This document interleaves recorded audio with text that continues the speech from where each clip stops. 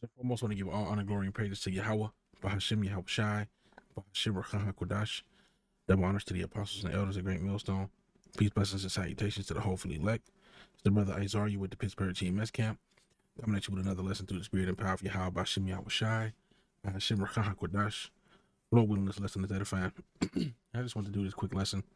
You know, a lot of times I get inspiration from different situations, and it makes me just want to do a lesson, okay? And as we see in this world, okay, there's a lot of spirits going around, and these spirits have influence over people's minds. All right, and we have to realize, that these different we have to realize when an influence is coming from the spirit of Yahweh Shem Yahweh Shai, and when an influence is coming from the left hand side. Okay, but basically, what I want to go into is, the spirit of rebellion.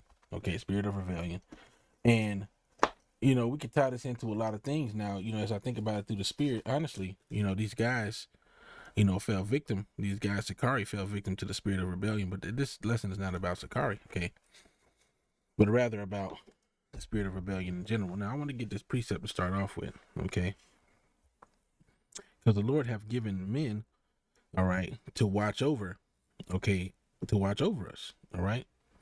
Everybody has somebody that's been put over them to watch over them. Okay. Now let's get this. Hebrews 13. Okay. And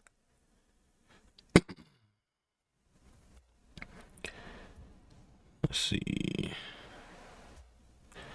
Verse 17, it says, obey them that have the rule over you, and submit yourselves, for they watch for your souls, as they that must give account, that they may do it with joy and not with grief, for that is unprofitable for you. Okay. So, Yahweh Shem Yahweh Shai has set the different spiritual watchmen, okay, over the house of Israel. Okay, and then you have individual, situations where it could be, in a camp, okay. You can even take it deeper, marriages, now, especially if you're dealing, if you're a woman dealing with a man of the Lord, okay, then the Lord has set that man to have watch over you, okay. And if he's trying to do his job, then the scriptures, is basically telling you not to make it grievous for that person. Okay, it says, and it goes directly into wives obeying their husbands. This is more of a general commandment, even to the men, okay, to submit themselves, to have the watch over them. There may be certain ordinances or certain commands that come out, where, like through the spirit, just an example, Elder Apostle Har said, no long hair and dreads and such in GMS. He's just watching for our souls, okay? Because why?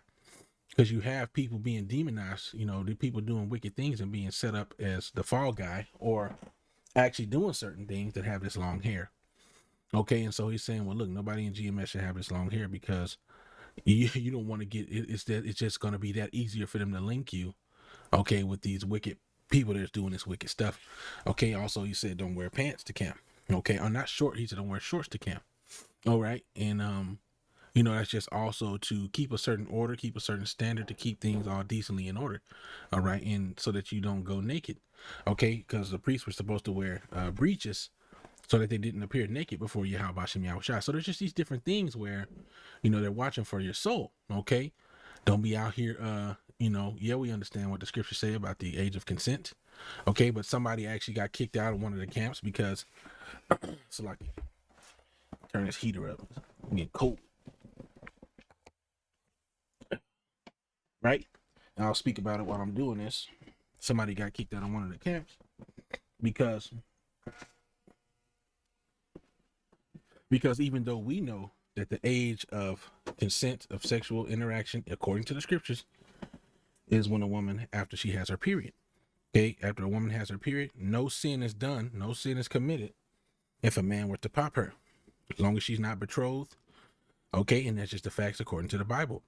But here, you're encouraged in the scriptures to follow the law of the land. Okay, and so if you, being a man, get with a woman who's considered underage according to the law of this land, okay, in your particular state or whatever, all right, then you're going off, okay, and you're going to get kicked out. Okay, if we get wind of it, if that's just the bottom line. All right. And so that is a person that's watching for your soul, that's telling you, hey, look, brother, don't do this, because you'll get in trouble. All right, you'll get in trouble, you get locked up, and a bad name can come upon the truth. Okay, when none of us are supposed to suffer as an evildoer. All right, and then there's other examples of things, where you may have a brother in your camp that's doing a certain thing, and you see that it's taking them down a pathway that they shouldn't go. It's taking them down a path of being unbalanced, or whatever the case might be, and you warn them, you tell them like, hey, look, brother, may the Lord may have put you in a position to be over them, to say, look, brother, I see you doing this and doing that, or I see this is affecting you this way and that way, and I would highly advise you to not do that. Okay, that's that person watching for your soul. That's that person saying, look, in order to keep things going this certain way, or going in a good way, you should do this and you should do that. And likewise with the man who's trying to be righteous unto his wife, he's going to do the same thing. He's going to say he's going to watch for her soul. He's going to, matter of fact, let's get that, this precept here. Okay, let's go here. It says, what is it?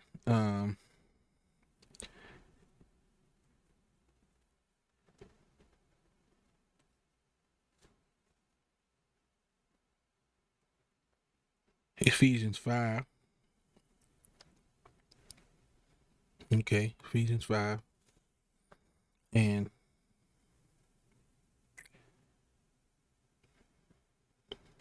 I mean, we can go through the whole thing.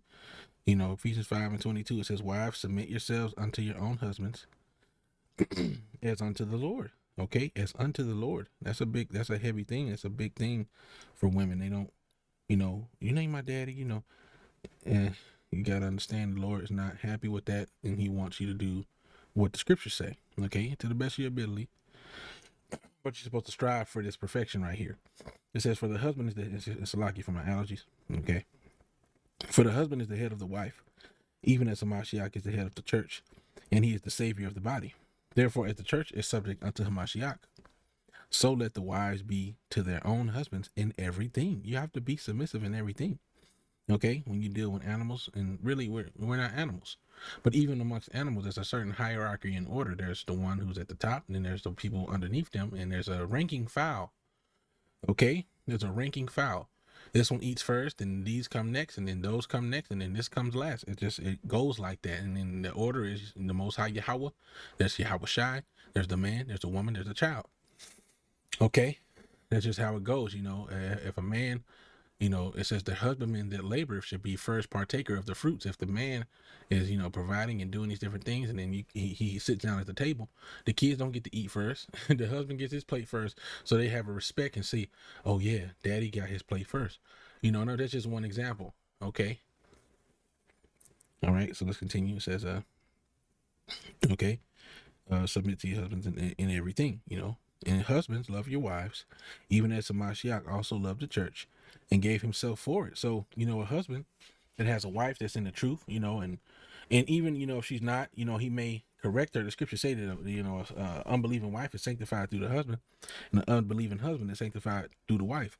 But what you have is where, I'm not turning this into no doctrine or nothing, this is just me speaking as a man, but, we always talk about how, that woman may do certain things, and then that man may come into the truth, where that man may not tell her directly about certain things, but he may say, look, you ain't supposed to be eating pork and certain things, and he may sanctify her or cleanse her, okay, through the washing of the word. Okay, to some degree. He may not go full tilt, but he might go in and say, you shouldn't be eating pork, and you might keep it on a certain level to be like, look, you need to stop doing that. Okay, let's continue, right? Because this is an example that's given in the scriptures. Okay, Salakia. It says that he might sanctify and cleanse it with the washing of water by the word. So this is what Yahushua is doing to us, and this is what certain men, do to their wives. Every man's not going to do it. That's everybody, to each his own. Everybody got to do their own thing. All right. But if you have a woman that believes, then you're going to sanctify her through the water with the word. Okay, like Yahushua does the church. That he might present it to himself a glorious church, not having spot or wrinkle or any such thing, but that it should be holy and without blemish. So ought men to love their wives as their own bodies. He that loveth his wife loveth himself. Right. So, the point I'm making is, there's a certain watching for your soul that's given into the hands of the people that's over you. And that includes your husband. If your husband is a righteous man, okay. And even let's just even say it like this, because I know situations where there's a man over a woman, you know what I'm saying? Maybe a certain family member or something like that. They may talk to you.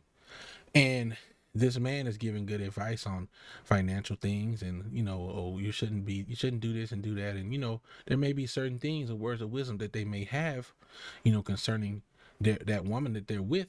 Okay. But they may not be a believer. They may still eat certain things or whatever, which, would be good for them to repent from doing those things. But you know it's still a certain care and watching for you should be this way. I'll give you this financial advice and I'll give you this work advice, and there's still certain things that they may be able to provide where it's conforming that person and looking out for that person at the same time. Okay. So that's pretty much what I want to go into. You have people that the Lord spiritually set above you, okay, to keep you in a certain way. You know what I'm saying? To keep you in a certain path, And so it would not be good. Let's just read that again. And more than likely, I'll wrap it up. Hebrews 13. No, that's not, I just read that. Salat. Back to, if I can get it. Boom.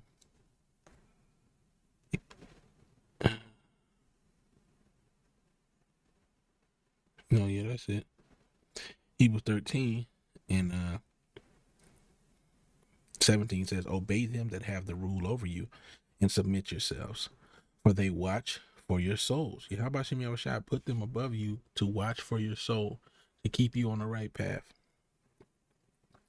As they that must give account. So it says they're like, they're gonna have to give an account. They'll have to bear a record of what you did. Okay.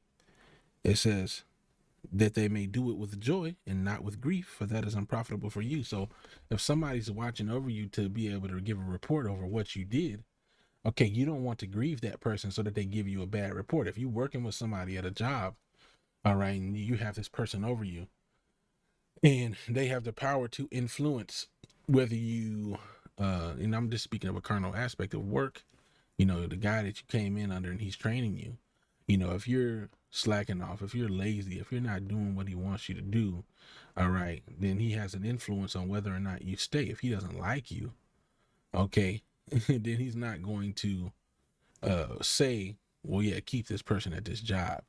So, this is like I said, a carnal example, because in this truth, it's not really whether about somebody likes you or not, but more so about whether or not you're doing what you're supposed to do. And this is, like I said, I'm speaking like regarding like a brotherhood, or brothers have certain reports. They're supposed to be like a good report. Like I'll give an example of how Elder Apostle Hart shut down people from just being able to just join the camp all willy nilly. You have to go through certain, if a brother's diligent, you have to go through a certain line of command in order for this brother to be able to join the camp. So likewise, he's going to have a good report, okay, amongst the brethren before he can be considered of coming forth.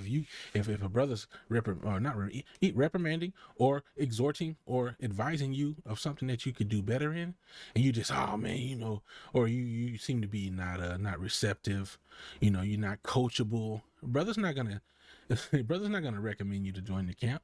That's not pleasing, and that's not profitable for you to be that way towards that person. You want to be oppositional, because because when it comes down to being asked of how's this brother doing, how they doing, it's gonna be like, yeah, I don't know, man. That nigga be, I be trying to tell him, man, but I don't know. You don't be trying to listen, man. That's not profitable unto you. And hopefully that was a good example, of what I was trying to say. But yeah, that's pretty much it. I ain't gonna drag it on no longer. Lord willing, that was an edifying lesson unto you, and you understand, what I'm trying to say, just yeah, just be mindful. These people that the Lord have put over you is for a reason, and we have to be spiritual in understanding why these things are so. Okay. So with that, I want to give all honor, glory, and praise to Yahweh Bashem Yahushua Bashem Rakah Kodash. The honors to the apostles and elders, a great millstone, peace, blessings, and salutations to the hopefully elect. Then I want to say Shalom, Babal, Shalom.